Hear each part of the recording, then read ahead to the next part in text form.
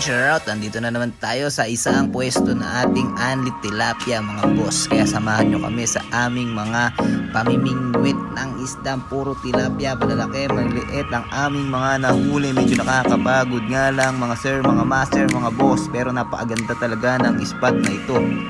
Yan. At yan nga pala mga boss, medyo mahihain ang ating mga kapwa tilapia dahil pagka binibidyoan natin, hindi sila nagpapahuli. Kaya boss ko, mahuli na lang yung nabibidyoan.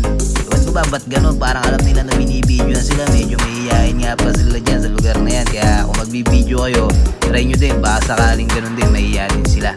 Pagka nandiyan kayo sa spot na yan, baka sabihin nyo, magsawa kayo, kakabiwas at kakapain.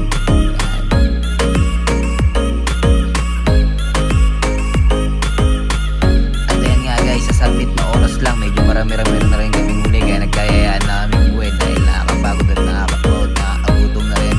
Kaya ayan guys, malayo pa ang aming nalakbayin. At papakita nga pala namin sa inyo ang aming mga nahuli guys. Ayan na. Master, para sa spot na to, shout out. Ayan, mga